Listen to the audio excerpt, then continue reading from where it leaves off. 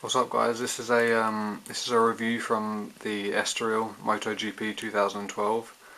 I want to apologise to the people who watch this regularly for this being up so late. Basically, I was just going to miss this one out because I've been busy lately and not much happened in this GP. It was, I wouldn't say boring, but it wasn't very entertaining. So I hope you can understand that. But anyway, I just thought I'd do this now before Le Mans is up this weekend, and everything will be back to normal then. Um, so as I was saying, not much happened. It wasn't. I mean, it was still pretty tense stuff because as you can see, Lorenzo was behind Stoner the whole race. It was very close. You didn't know when there was going to be an overtake or what was going to happen. You know, one little mistake, Pedrosa could have gone from third to first. But okay, we'll talk about the first three riders. Stoner, I think once again it's just a really good performance. I hope the only reason I started the race from this point is so I can show you my overtake of the race, which I'll point out when it's coming up. But I hope that you get to see a shot of the chatter on the rear of Stoner's Honda coming out of the parabolica, the last corner, because that, you can't really see chatter too often on how, how severe it is, but on this shot you could see it. I'm sure most of you did see it in the race, but yeah, hopefully you'll see it again. Um, yep, Stoner, like I was saying, he did really well. That's the second race in a row now. He's never won at this track. Did really well to hold off the pressure from Jorge Lorenzo and Danny Pedrosa. And it's worrying, because once they get that chatter sorted on the Honda, he's just going to run away with it, and I really do believe that. I don't think it's a bad thing. Obviously, it's not the best thing for the show, but if he can run away with it, that's good for him. It's up to other people, other riders, to keep up. Um, but yeah, great job from him. Lorenzo to me looks very physically tired after that race, which I'm surprised about because I think if it's going to be any of the three riders, it would be either Pedrosa or Stoner. But yeah, I was surprised by that, and I think I read somewhere, and I do believe it myself to a degree, is he took that. I think it was and this is my overtake of the race. Let me just interrupt myself there. If you see it from this angle here, I took a lot of balls from Ben Spies. Yeah, and Ben Spies is a rider I'll be talking about shortly. Good overtake there, great overtake. Back to Jorge Lorenzo. Yeah, I think mentally to take that defeat at what is essentially his track, even though Pedrosa won there last year, I think it probably did hit him hard, even though he wouldn't show it. Um, and yeah, for Stoner, sorry, to win at these last two tracks is quite a milestone.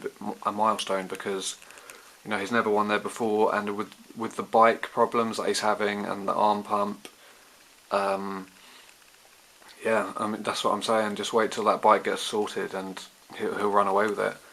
But Lorenzo, he was smart, and second points equals prizes, and those points could matter towards the end of the season. Although I don't really see much stopping Stoner now from running away with it. Pedrosa in third. I said this on my season preview before the round one in Qatar started. Pedrosa's a podium finisher. I mean, in Qatar he could have won, but it all comes down to the aggression and the fight in the rider, and Pedrosa just doesn't seem to have it as well as dialed in as well as Stoner and Lorenzo. I mean, he was just there hovering the whole race. I'm not saying he should have done more because obviously they're all giving their 100% out there, but yeah, I just can't see Pedrosa unless he does, smarten up a little bit and get more aggressive in the opening laps. I can't see him challenging for the championship.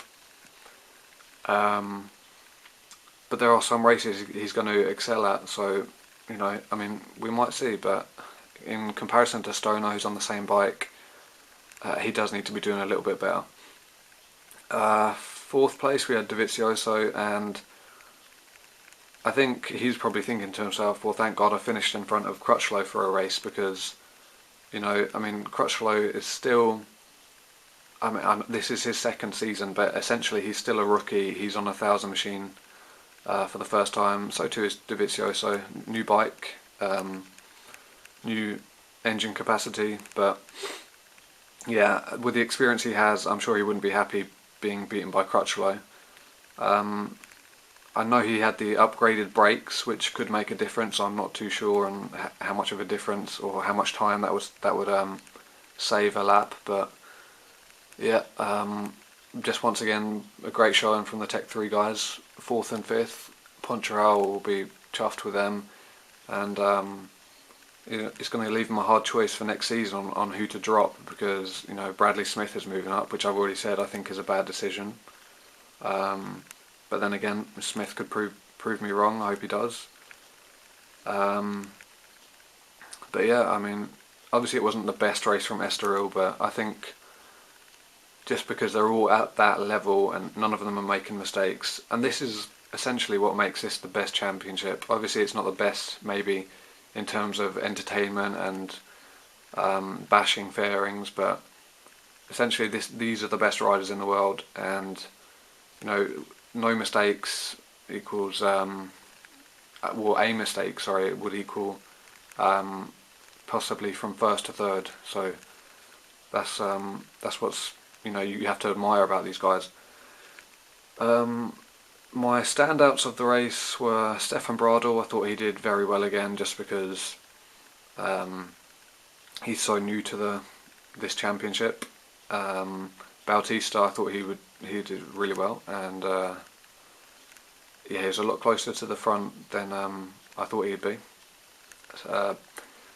Riders that I'm kind of a little bit disappointed with again: Rossi, Spies, and especially Karel Abraham. I think Karel Abraham, he needs to sort himself out. You know, 3 races now, 3 DNFs. He can't blame the bike. Yeah, he's had experience at all the tracks, and I think he got carried away by trying to chase Nicky Hayden down a bit, but, you know, there's no excuse for it. He needs to start finishing races. Ben Spies, you know, he had the pace. I think you could see it for at least a top 5 finish, but he just kept making mistakes, and he said he was happy with his performance apart from the mistakes.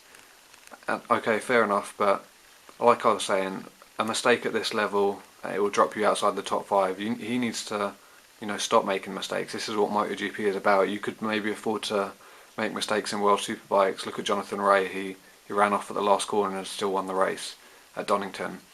But here there's just, you can't afford to make a single mistake. Rossi, you know, I heard him say he was happy with how things went and 7th, and no, I'm sure a lot of his fans would be really happy with that.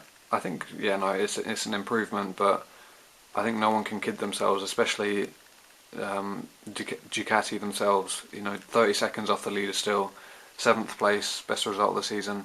They still need to keep working on that bike. Rossi needs to obviously help with the feedback, but they do have a smoother engine coming for Laguna Seca, and it will be good to see. So Le Mans this weekend, I think I'll do the preview in with this video. I might release another one after practice or qualifying though, sorry. And this is another rider I'm kind of disappointed with, is Hector Barbera. I thought he would be challenging for top 8 from the start of the season, and he's not quite done that yet. But I know he's getting the new bike, the one that Rossi and Hayden has, in a couple of races, I believe, so he could go better on that. But for Le Mans, I'm going to go with, this is just a complete guess, obviously you never know on the weather conditions. I'll update it if the weather conditions are not dry, but For pole, I'm going to go with Stoner again. You can't really bet against him. And in the race, Pedrosa, Stoner, and Lorenzo. In what order I'm not sure, but it's probably going to be Stoner, Lorenzo, and Pedrosa again. Or actually, this round I think Pedrosa will beat Lorenzo just purely because the Honda seems to be working better. But okay, as it goes to a break, I'll end the video. But thanks for watching, guys, and let me know what you think, what you thought of the Estoril race, and your predictions for Le Mans this weekend. Thanks, guys. Bye.